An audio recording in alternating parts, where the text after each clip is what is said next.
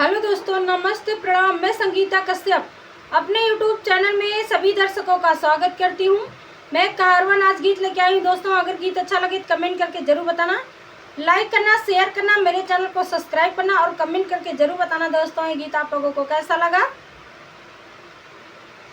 सूतम न खटिया पर यार गाड़े ओ न चनवा पलंगिया पर राजा गदा बिचवदा पलंगिया पर राजा गदा बिचवदा पलंगिया पर सूतम न खटिया पर यार गाड़े ओ न चनवा पलंगिया पर राजा गदा बिचवदा पलंगिया पर राजा गदा बिचवदा पलंगिया पर पेनब न सड़िया के लागे झंझट बुझाला पेनब न सड़िया हमका झंझट बुझाला ऑनलाइन से हमका सूटावा मांगदा ऑनलाइन से हमका सूटावा मांगदा ऑनलाइन से राजा सूटावा मांगदा ऑनलाइन से राजा सूटावा मांगदा ऑनलाइन से जात बजरिया मर पैरा दुखला मीशो से राजा शॉपिंग करैदा मीशो से राजा शॉपिंग करैदा मीशो से जाता बजरिया मर पैरा दुखला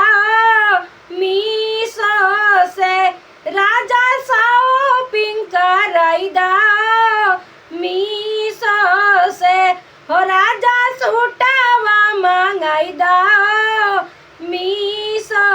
से सुतल न खटिया पर यार गड़े ओ न चनवा पलंगिया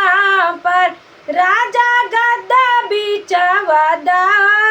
पलंगिया पर राजा गदा बिचवदा पलंगिया पर सूतन न खटिया पर यार गाड़े ओ न चनवा पलंगिया पर राजा गदा बिचवदा पलंगिया